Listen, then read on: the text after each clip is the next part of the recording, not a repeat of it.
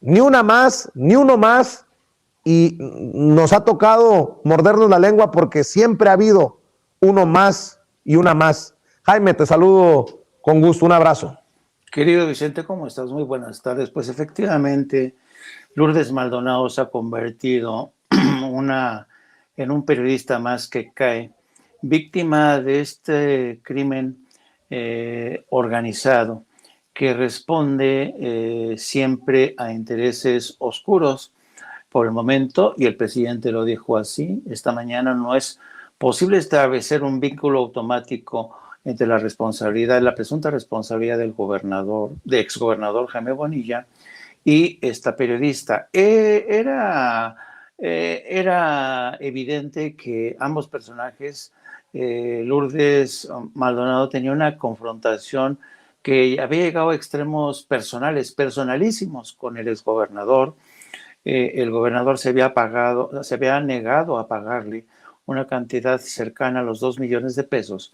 Y en esta batalla, esta periodista fue muy valiente, muy bragada, que era una periodista que no se cortaba, que no tenía pelos en la lengua, denunció al exgobernador de evadir al fisco por cifras cercanas a los 70,000 millones de pesos. Entonces esto se fue saliendo de madre, acusación tras acusación, y pasó lo que muchos temían y lo que ella denunció ante el propio presidente de la República. Esta tragedia, amén de ser pues triste, te demuestra hasta qué punto, Vicente, muchos periodistas que trabajan en el interior de la República viven así en medio de estas circunstancias tan jodidas, ¿no? En México se ha prodigado siempre a los periodistas que han formado parte del círculo rojo, que se codean con el poder, que tienen su propio programa de televisión, o sus padrinos políticos hacen que les den programas de televisión, les gustan los reflectores, tienen sus columnas, y casi nadie se acuerda de estos periodistas de provincia que son muy valientes, son muy osados, se tienen que enfrentar no solamente a condiciones precarias del mercado laboral, sino a enemigos tremendos, a criminales, asesinos, a políticos corruptos.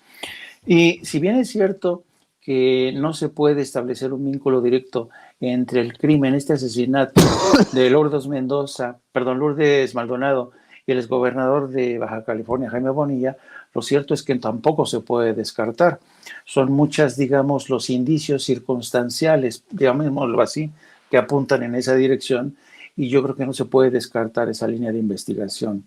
Hay que decir que todos sabemos que Jaime Bonilla es un personaje bastante peculiar, es un político que de medio tiempo empresario, medio tiempo político, que hizo muy buenas migas, se alió con las viejas fuerzas vivas del PRI, y esas fuerzas del PRI a su vez forjaron alianzas con el crimen organizado. En fin, nadie duda, y te lo van a decir, te lo van a confirmar, que Jaime Bonilla tenía migas con ese mundo, ¿no? Con ese mundo tan oscuro, tan tenebroso.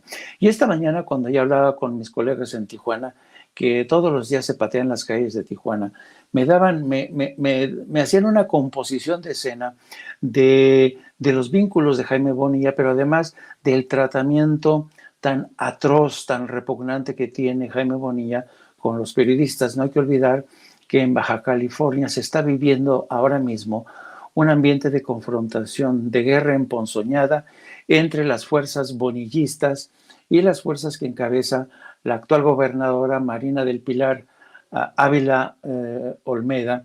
Y es esta nueva corriente de Marina del Pilar, que son las fuerzas de Morena, las nuevas, se siguen confrontando con las fuerzas viejas del señor Jaime Bonilla, que en buena medida tiene tras de sí vínculos con malandros y expriistas corruptos, ¿no? Entonces, a donde voy es para que te des cuenta de lo que es el contexto en el cual pierde la vida esta periodista. A veces salta a los medios la muerte así, en aislado de un periodista, pero no alcanzamos a entender el contexto, el entorno que los rodea, el conflicto de intereses, las presiones a las que se ven sometidos, las amenazas de muerte que esta compañera denunció ante el propio presidente de la República.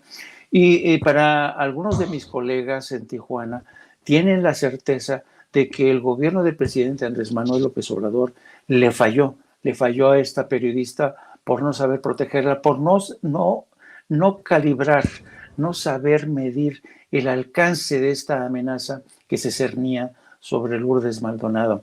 Así es que los compañeros de Lourdes Maldonado están muy tristes, pero al mismo tiempo indignados. Han organizado marchas, han organizado protestas en distintos puntos de la República para denunciar la muerte de esta compañera, que por cierto se da 7 días después del asesinato del fotoperiodista, del fotógrafo Margarito Martínez, otro periodista que cae en Tijuana. Entonces, los periodistas ya están hartos de este ambiente irrespirable. Algunos de ellos me dijeron que viven ciertamente en un ambiente de terror, así tal cual me lo describieron. Dice, porque vivimos en medio de un ambiente de inseguridad laboral, bajo amenazas.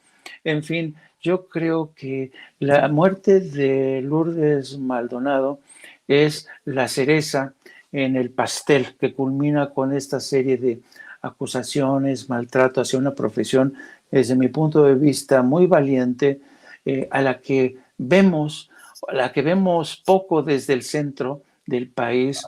Casi nadie se interesa por ellos. Todo el mundo habla de los grandes periodistas o los periodistas encumbrados que se hicieron famosos durante los sexenios del PRI y del PAN, pero nadie te habla de estos periodistas que han quedado en el olvido y muchas veces mueren en el olvido. Yo quisiera, querido Vicente, que este no sea el caso de Lourdes Maldonado, que su muerte no sea en vano y que realmente, hoy me enteré que a primera hora de esta mañana se ha creado una fiscalía especial para investigar el crimen de esta colega. Yo dudo mucho, yo soy muy descreído, tú lo sabes, yo dudo mucho que esta comisión especial ofrezca resultados a corto plazo o a mediano plazo. Pero mira, no hay peor batalla que la que no se libra. Así es que vamos a ver si acaso logran esclarecer la muerte de una mujer, insisto, muy, muy respetuada, de larga trayectoria. Había trabajado para distintos medios y finalmente trabajó para una empresa al servicio de Jaime Bonilla. Pues yo voy a decirlo con todas sus letras, Jaime. Ojalá que puedas darme también tu opinión. Así como en algún momento el mecanismo de protección a periodistas nos decidió protegernos a nosotros, tienen que dar una explicación de por qué o qué falló en el caso de Lourdes Maldonado. Yo insisto, debido a los colegas que lo han denunciado, que son colegas que admiro y respeto, solo como ejemplo, Jesús Lemus, autor del Licenciado y de Jaque a Peña Nieto y su imperio de corrupción, quien ha señalado que se necesita una revisión, si no es que una reestructuración a fondo del mecanismo de protección a periodistas y luchadores sociales. Si eso es lo que necesita, pues ojalá que cuando yo digo que aquí debe de haber una gran voluntad por parte de los 3 niveles de gobierno, los 3 de Morena, municipal, estatal y federal, pues que se empiece por ahí, con un manotazo del presidente Andrés Manuel López Obrador, no lo puedo decir de otra manera, un manotazo para que se revise hasta por debajo de las piedras en el mecanismo de protección a periodistas, Jaime Hernández. Sin duda, yo creo que tiene que primero elaborarse un diagnóstico, como bien dices, para tratar de entender qué es lo que ha pasado. En opinión de los colegas con los que estuve hablando, distintos corresponsales en la frontera norte, ellos me decían que sí, vienen muy bien los pronunciamientos de que te vamos a proteger, vamos a resguardarte, pero, sabes, muchas veces estos mecanismos de protección adolecen de la información del contexto. En otras palabras, no saben a qué tipo de riesgos, desafíos o monstruos se están enfrentando, ¿no? Y yo creo que es de obligada revisión este mecanismo, porque todos coinciden en que el caso de Lourdes Maldonado retrata muy bien las carencias de un sistema que no está funcionando, algo está fallando. Y lo que está fallando es este terrible desconocimiento de la realidad en la que se mueven muchos de nuestros colegas. Durante mucho tiempo, Vicente, hay colegas que han sufrido lo indecible. En el norte de donde eres tú, en Sinaloa, en Ciudad Juárez, en Michoacán, Sonora.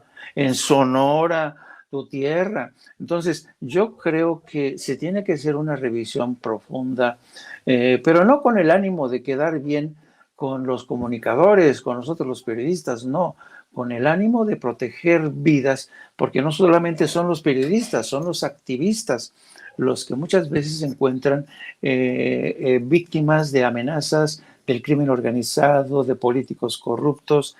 Y sabes, en la mayoría de los casos, muchas de las veces nunca se aclara quién fue la mano criminal e intelectual que termina con la vida de nuestros colegas. Así es que yo creo que en un país como México, que, eh, que busca convertirse, que busca fortalecer esa democracia, nuestra democracia, nunca vamos a conseguir eso mientras tengamos a una clase política que es incapaz de proteger a los que se encargan de hacer la crónica cotidiana de lo que ocurre en este país, la crónica cotidiana de la injusticia social, de la corrupción, de los abusos del poder, de los abusos contra las minorías, de las injusticias contra las mujeres. En fin, los periodistas somos aquellos que somos, como diría este gran periodista que se suicidó, que era el dueño del Washington Post, no me acuerdo ahorita del nombre, Phil Graham, se llamaba Phil Graham. Decía que el periodismo es el primer borrador de la historia. Y yo estoy de acuerdo con él. Nosotros somos los que elaboramos el primer borrador de la historia. Y a veces nos cuesta mucho trabajo, nos la jugamos escribiendo esa crónica cotidiana del crimen organizado, del narcotráfico, de la injusticia social. Eso es nuestra labor, hacer esa crónica cotidiana que se convierte en el primer borrador de la historia, pero muchas veces nosotros que somos los encargados de ser cronistas de ese borrador, pues muchas veces sucumbimos precisamente porque aquellos que no quieren ser balconeados o figurar en esas crónicas dicen, no, prefiero eliminar a a pasar a la historia como un criminal, cosa que soy. Así es. Si me permite.